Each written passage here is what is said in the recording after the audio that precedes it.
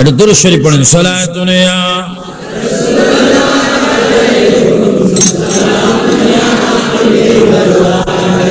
আর একটু জোরে জোরে বলবেন, সালাতুন ইয়া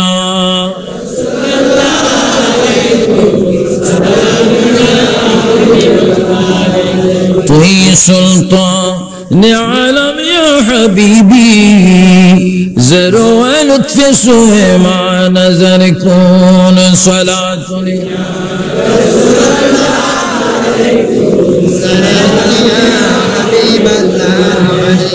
आके आमद नो फलक मेराजी अंबिया औलिया मोहताज सलातुन जोरे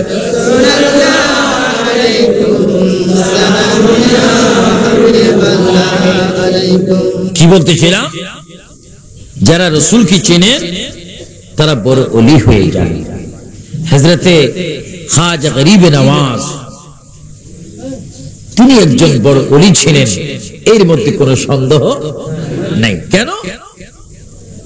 তিনি নামাজি ছিলেন, রোজদারি ছিলেন, সৎ পথের সৈনিক ছিলেন, তিনি একজন চিকিৎসক ছিলেন, একজন লেখক ছিলেন, একজন আধ্যাত্মিক দরজার ওলি ছিলেন, মায়ের প্রেমিক ছিলেন, বাবার প্রেমিক ছিলেন, জনদরদি ছিলেন, মসজিদের ইমাম ছিলেন। সুবহানাল্লাহ বলেন, সুবহানাল্লাহ। গুণের কোন শেষ নেই, সর্বশ্রেষ্ঠ তিনি আওলাদ রাসূল ছিলেন। একদিকে তিনি হাসাইনি ছিলেন, একদিকে তিনি হোসাইনি ছিলেন, সর্বশেষ তিনি নবীর গোলাম ছিলেন। জোরে বলেন সুবহানাল্লাহ। এত কিছু থাকার পরও তিনি কোনদিন নামাজ কাজা করেন না। জোরে বলুন না সুবহানাল্লাহ। নামাজ কাজা করেননি। আমরা ওয়াজ শুনি বা ওয়াজ করি, নামাজ কাজাও করে দিই, অনেকে নামাজ বাদ দিই, কিন্তু আমরা খাজা গরিবে নামাজরা আসে ভক্ত, আমাদের এগুলো পরিবর্তন করতে হবে। নামাজ পড়তে হবে, রোজা রাখতে হবে, মা বাবার খেদমত করতে হবে, নারী সমাজকে সম্মান সহিত পর্দায় রাখতে হবে। নারীদের জন্য পর্দা করা কি? আরো জোরে বলেন, নারীদের জন্য পর্দা করা। এখন ফরজ কথাটা বলতে আমাদের লজ্জা হয়, কারণ এক শ্রেণীর আলেম সমাজ কোন শর্তে একবার বলেছিলেন যে নারীদের নেতৃত্ব হারাম, হয়তো ইদানিং আসি বলতেছেন আরাম আরাম। এটা আপনারা দেখতেছেন, কথায় কাজে যারা এক নয় তারা কি মুমিন না মুনাফিক? আরো জোরে বলেন কি? আপনারা কি মুমিন হতে চান না মুনাফিক হতে চান? কথায় কাজে এক থাকতে হবে। নারী সমাজের জন্য পর্দা করা ফরজ। এখন নারী সমাজের কথা বলতে গেলে আমার লজ্জা হয়, কারণ আমার দৃষ্টির মধ্যে নারী সমাজ প্রধান হচ্ছেন এই দেশের নারী। বিরোধীর মধ্যেও যিনি আছেন তিনিও কি নারী। সবসময় বলতাম কোন দিন ইমামতি নিয়ে টানাটানি করে নারীরা। কিছুদিন আগে দেখলাম একজন ডক্টর আম্বিকার জমিনে জুমার নামাজ পড়াই ফেলছেন। আপনাকে পেপারে পান, একজন মহিলা ইমামতি করেছে। নাউযুবিল্লাহ। এজন্য আমার ভাইয়েরা, আমাকে এখানে ইঙ্গিত করা হলো পর্দা সম্পর্কে বলতাম। নারীর পর্দা তো ফরজ, কে না জানে, কিন্তু নারীরা আজকে কোথায়? তারা তো জোর করে যায়নি, নিশ্চয় আমার আপনার কারণে তারা এই পর্যন্ত গিয়েছে। তাহলে এই পর্দার ওয়াজ যদি আপনাকে জানতে হয়, শুনতে হয়, বুঝতে হয়, তাহলে আমাদের চরিত্রকে আমরা পরিবর্তন করে ইসলামিক বিধান অনুযায়ী নারী সমাজকে যে অধিকার আল্লাহ পাক দিয়েছেন, সে অধিকার অনুযায়ী দেশের মধ্যে বিদেশের মধ্যে নারী সমাজ প্রতিষ্ঠিত হোক, এটাও আমরা চাই কি চাই না? আরো জোরে বলে চাই কি চাই না? হযরতে মা আয়েশা সিদ্দিকা রাদিয়াল্লাহু তাআলা আনহা রাসূল পাকের জিয়ারত করতেন। রওজায়ে মুবারক মদিনাতুল মুনাওয়ারা শরীফ জিয়ারত করতে গেলেন। কিভাবে?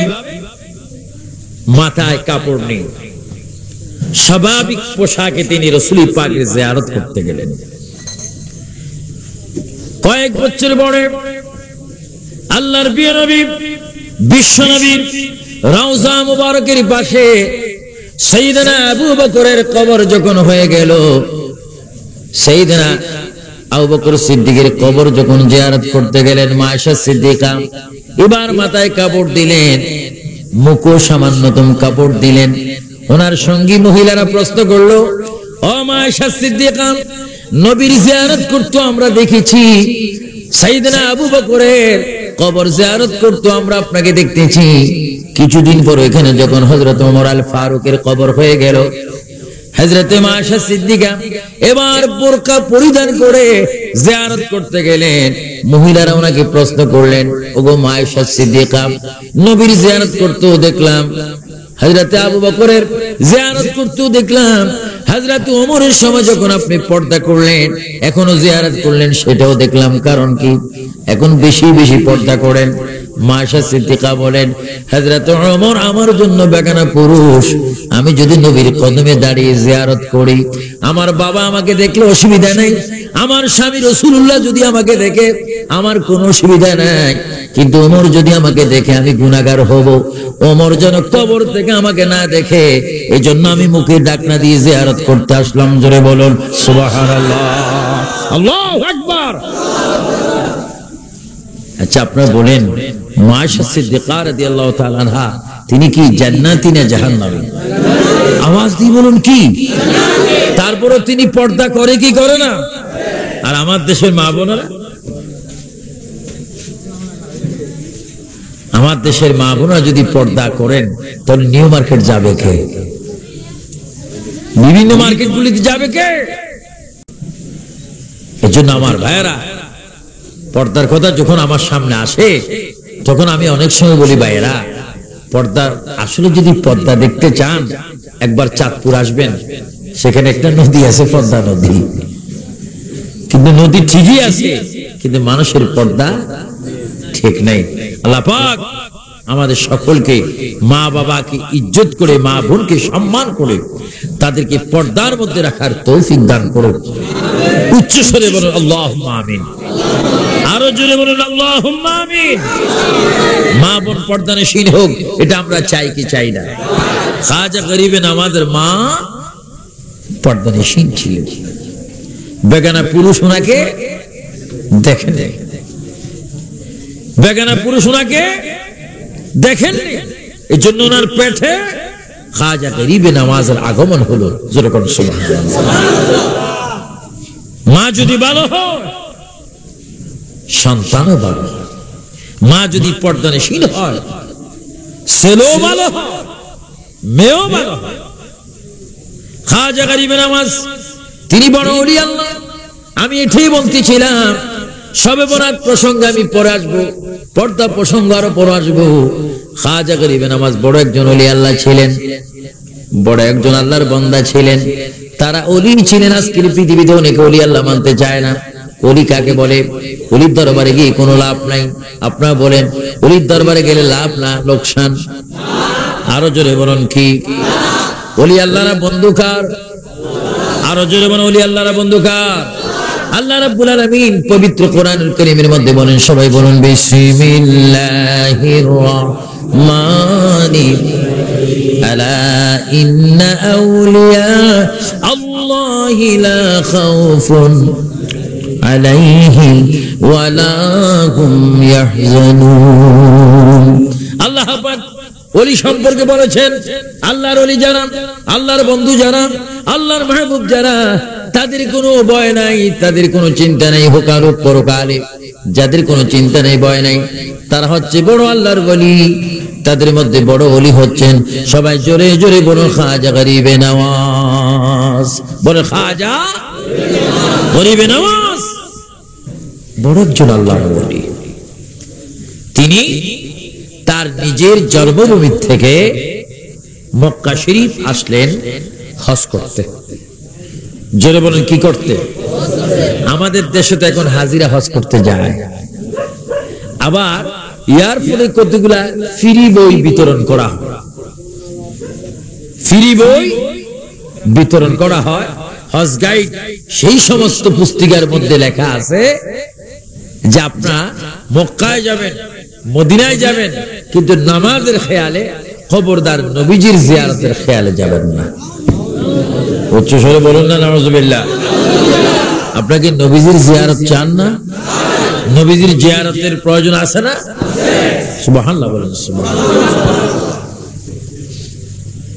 মক্কায় যায় কিন্তু রাসূল পাকের জিয়ারতে যাইতে চায় না। এই ছেলে বদনসিব আর কার থাকতে পারে? তাই বইগুলো বিতরণ করা হচ্ছে ফ্রি, টাকাবিহীন। আমি আপনাদের কাছে অনুরোধ করব, যখনই আপনি মক্কায় যাবেন, যদি সুযোগ পান মদিনায় যাবেন আগে, আর যদি সুযোগ না হয় তাহলে আগে হজ করবেন, পরে মদিনায় যাবেন। মদিনায় যেতে হবে, কারণ আমার রাসূল গ্যারান্টি দিয়েছে, মান জারা কবরি ওয়াজাবাত লাহু শাফাআতি। আমার রাসূল বলেন, যারা আমি রাসূলের জিয়ারত করলো, কবর জিয়ারত করলো, কবরের সামনে এসে আমাকে সালাম দিল, উম্মত তুমি সাক্ষী থাকো, তোমার মনে এটা গেঁথে নাও, হাশরের ময়দানে তুমি উম্মতের জন্য সুপারিশ করা আমি নবীর উপর ওয়াজিব হয়ে গেল। সুবহানাল্লাহ। আর একটু জোরে বলেন না সুবহানাল্লাহ। আপনাকে নবীর সুপারিশ চান না? দুই হাত তুলে বলেন চান না? বলেন ইয়া রাসূলুল্লাহ।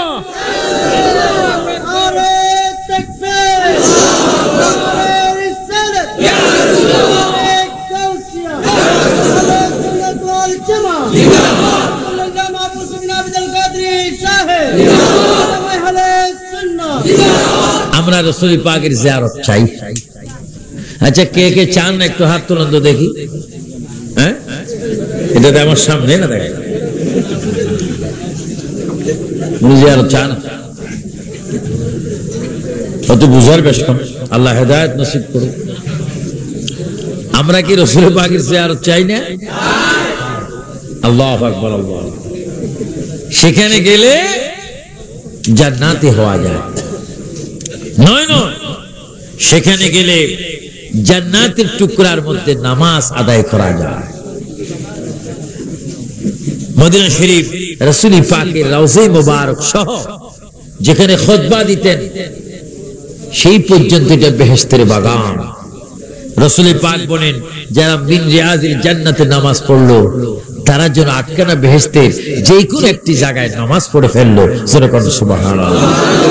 যারা হজ করেছেন তাদের নসিব অনেক ভালো। তো হযরত খাজা গরিব নওয়াজ নিজ এলাকা থেকে মক্কা শরীফ হজ করতে আসলেন। আমরা হজ করতে যাই। এখন তো হজের মধ্যে অনেক ব্যবসা বাণিজ্য আছে। কেউ হজের নামে স্বর্ণ আনতে যায়, কেউ বাজার আনতে যায়, কেউ অনেক কিছু করেন হজকে নামে মাত্র। হজ এমন একটি ইবাদত, আল্লাহু আকবার।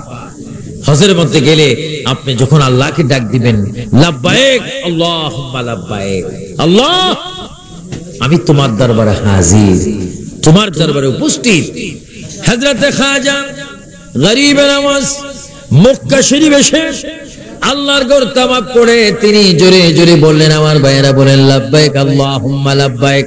সবাই বলেন লাব্বাইক আল্লাহুম্মা লাব্বাইক, লাব্বাইক লা শারীকা লাকা লাব্বাইক, ইন্নাল হামদা ওয়ান নি'মাতা লাকা ওয়াল মুলক লা শারীকা লাক। বলে বলে খাজা গরিব নওয়াজ মহান আল্লাহকে ডাক দিচ্ছে। জোরে বলুন সুবহানাল্লাহ। কোথায়? যেখানে এক ওয়াক্ত নামাজ পড়লে 1 লক্ষ ওয়াক্তের সওয়াব পাবেন। আপনি নামাজ পড়বেন 1 ওয়াক্ত, আর সওয়াব পাবেন 1 লক্ষ। মক্কা শরীফ এত দাম, মদিনা শরীফ নামাজ পড়বেন 1 ওয়াক্ত, আর সেখানে সওয়াব পাবেন 50,000। বাইতুল মুকাদ্দাসে আপনি নামাজ পড়বেন 1 ওয়াক্ত, আর আপনি সওয়াব পাবেন 25,000 ওয়াক্ত। এগুলা হচ্ছে মক্কা মদিনা বাইতুল মুকাদ্দাসে নামাজ পড়ার সওয়াবের সেই সংখ্যা। আর সবচেয়ে আশ্চর্যের বিষয়, আমাদের রাজধানী ঢাকার মধ্যে একটা মসজিদ রয়েছে কাকরাইল। আপনারা শুনেছেন এই মসজিদে নাকি নামাজ পড়লে 1.5 কোটি সওয়াব হবে। আরো জোরে বলুন না নাউজুবিল্লাহ। বুঝা যায় আমার দেশে সওয়াবের মেশিন আছে, আর কিছু থাক বা না থাক সওয়াবের একটা কারখানা আছে। আপনারা কি কাকরাইল মসজিদের নামাজ চান না মদিনার নামাজ চান? আরো জোরে বলেন কোন নামাজ চান? যারা আজকে গাড়ি নিয়ে মসজিদে মসজিদে আপনার ইসলাম করতেছে, এটাই তো হচ্ছে ইসলামের শত্রু।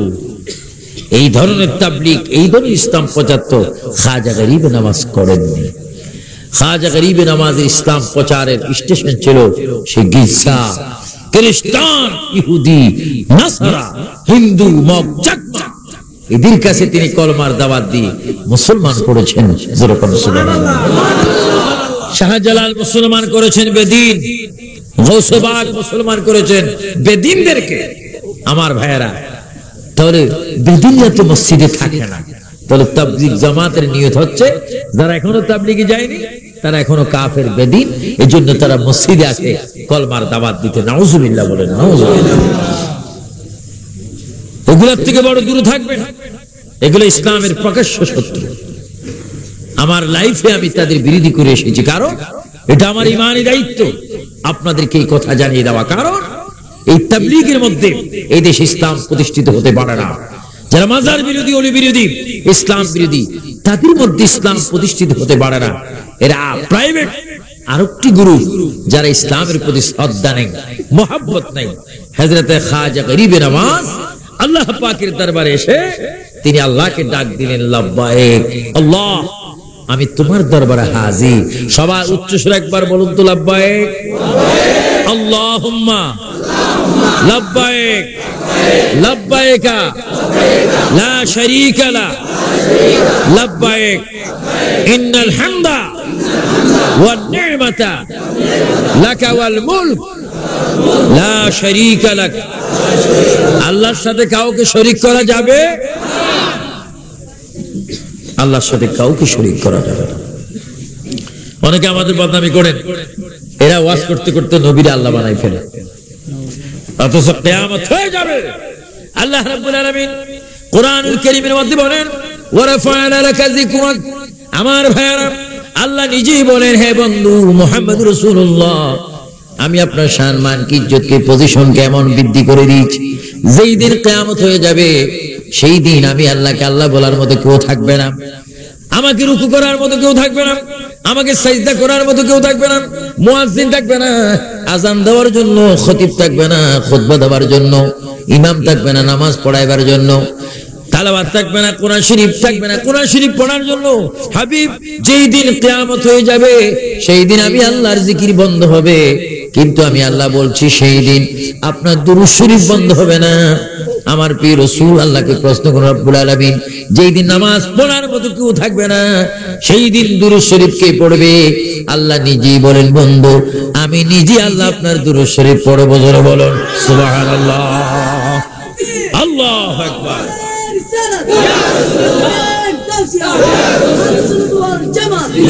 আমার ভাইরা, মুহাম্মদ রাসূলুল্লাহ সাল্লাল্লাহু আলাইহি ওয়াসাল্লামের দুরূদ শরীফ কে পড়বেন? আল্লাহ নিজেই পড়বেন। এটা কোরআন শরীফে আছে না? সবাই জুড়ে বলেন ইন্নাল্লাহ, বলুন সওয়াব পাবেন।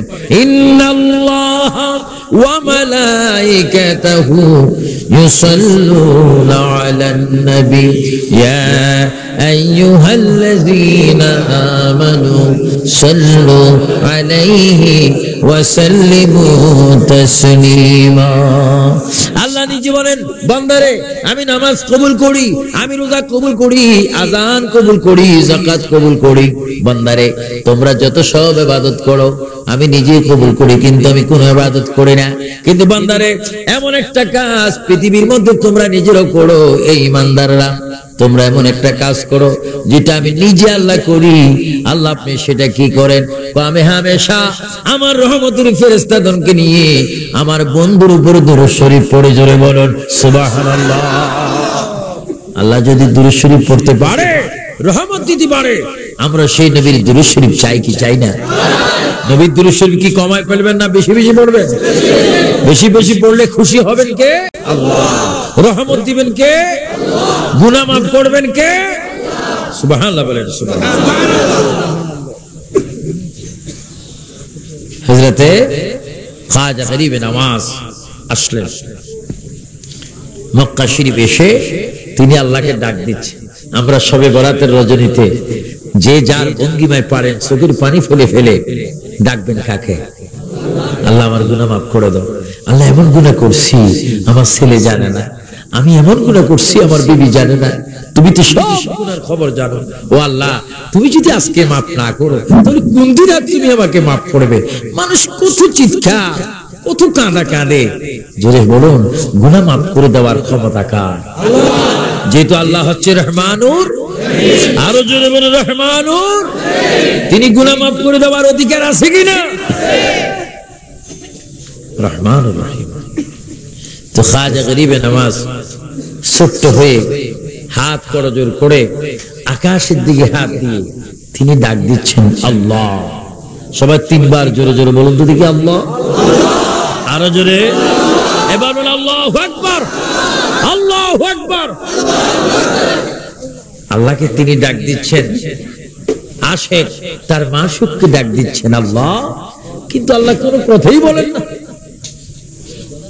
খাজা গরিবে নওয়াজ আল্লাহ আল্লাহ আল্লাহ আল্লাহ বলে বলে এবার তিনি চোখের মধ্যে ঘুমের ভাব যখন তার এসে গেল, তিনি মাটির মধ্যে ঝুলে পড়লেন। লুটে যখন পড়লেন, কিছুক্ষণ পরে কে যেন গায়েব থেকে ডাক দিচ্ছে, মঈনুদ্দিন আর কত ঘুমাবে? আমি আল্লাহ তোমাকে ডাক দিচ্ছি, তুমি যা চাইবে আমি তোমাকে তা দেব। জোরে বলুন সুবহানাল্লাহ। আল্লাহ নবীকে আল্লাহ পছন্দ করে কি করে না? যদিও আমাদের দেশে কিছু প্রাইভেট মুসলমান পছন্দ না করে। আমাদের দেশে কিছু প্রাইভেট, যেরকম প্রাইভেট কার আছে, কিছু প্রাইভেট মুসলমানও আছে। পাগড়ি ঠিক, দাড়ি ঠিক, টুপি ঠিক, জামা ঠিক, রুমাল ঠিক, তাসবিহ ঠিক, মেসওয়াক ঠিক, কিন্তু কলবের মধ্যে ওলি এবং নবীর মুহাব্বত নাই। এগুলার নাম রাখছি আমি শুকনা মুসলমান। কোন দাড়ি কমা নাই, এটা হঠাৎ মুসলমান। মুসলমান ওই ব্যক্তি, মুসলমান ওই ব্যক্তি যে ব্যক্তি ইয়া আইয়ুহাল্লাযীনা আমানু, সবাই জোরে বলুন ইয়া আইয়ুহাল্লাযীনা আমানু উদখুলু ফিস-সিলমি কাফা। চিৎকার দিয়ে বলুন সুবহানাল্লাহ। মুসলমান ওই ব্যক্তি যে ব্যক্তি পরিপূর্ণভাবে ইসলামের মধ্যে প্রবেশ করেছে, নবী মেনেছেন, ওলি মেনেছেন, কোরআন মেনেছেন, হাদিস মেনেছেন, ইজমা মেনেছেন, কিয়াস মেনেছেন, সম্পূর্ণ কিছুর পরিমাণ এনেছেন, সেই ব্যক্তি মুসলমান। যারা ওলি আল্লাহ মানে না, যারা নবী রাসূল মানে না, তারা কখনো আল্লাহর জমিনে মুসলমান হতে পারে না। জোরে বলুন সুবহানাল্লাহ। যারা ওলি মানে না তারা মুসলমান না, এটা আমি গ্যারান্টি দিলাম। বাংলার জমিনে, স্বাধীন সোনার বাংলাদেশ, আমার মাতৃভূমি বাংলাদেশ, এই শাহজালাল দেশে আমি আবু সুফিয়ান আবিদ আল কাদেরী আহলে সুন্নাত ওয়াল জামাতের পক্ষ থেকে চ্যালেঞ্জ ঘোষণা করলাম, যারা ওলি আল্লাহ মানে না, খোদার কসম তারা মুসলমান না। যারা ওলি মানে নিশ্চয়ই তারা নবী মানে, যারা নবী মানে তারা নিশ্চয় আল্লাহ মানে, যারা আল্লাহ মানে তারাই বেহেশত পাবে। জোরে কোন সুবহানাল্লাহ। আমরা নবী ওলি চাই কি চাই না? আজকের পৃথিবীতে, বিশেষ করে আমার বাংলাদেশে কিছুদিন আগে, গত 17 তারিখও কিছু বোম ফুটেছে। হ্যাঁ, কিছু কিছু ওলি আল্লাহর মাজারও বোম মেরেছে। তো ওলি আল্লাহর মাজারে বোম মারলে আমরা কি জিয়ারত বন্ধ করে দেব? বোমের ভয়ে কি আমরা জিয়ারত বাদ দেব না আরো বেশি যাব? আমরা ওলি আল্লাহর কদমে মরতে চাই কি চাই না? এজন্য সরকার যদি একটু ভালো মতো পরীক্ষা নিরীক্ষা করে, আশা করি এগুলা বাইর হয়ে যাবে। যেহেতু জায়গা মতো যদি 10-12টা বাড়ি দিতে পারে, কথা বাইরে, কারা ওলি আল্লাহর দরবারে বোমাবাজি করে? এজন্য এরা মুসলমান। এবং আমরা আজকের মাহফিল থেকে তথা চট্টগ্রামের পক্ষ থেকে, ওলি আল্লাহদের পক্ষ থেকে, রাসূল পাকের প্রেমিক উম্মত হিসেবে আমরা বলতে চাই, যারা বোমাবাজি বিশ্বাসী এরা মুসলমান না, এরা কোন দলের সঠিক কর্মী হতে পারে না। এরা হচ্ছে ইসলামের শত্রু, জাতির শত্রু, রাষ্ট্রের শত্রু, কোরআনের শত্রু। এদের সঠিক বিচার হোক, এটা আমরা চাই কি চাই না?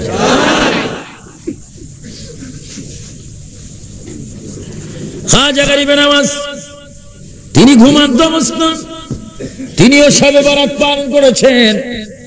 নারী জাতির পক্ষ তিনি কথা বলেছেন। সবকিছু বলার পরও তো তিনি একজন আশিক রাসূল ছিলেন। তিনি যখন ঘুমিয়ে পড়লেন, মহান প্রভু ডাক দিচ্ছে, মঈনুদ্দিন আর কতক্ষণ ঘুমাবে? আমি আল্লাহ ডাক দিচ্ছি, তুমি দাঁড়াও।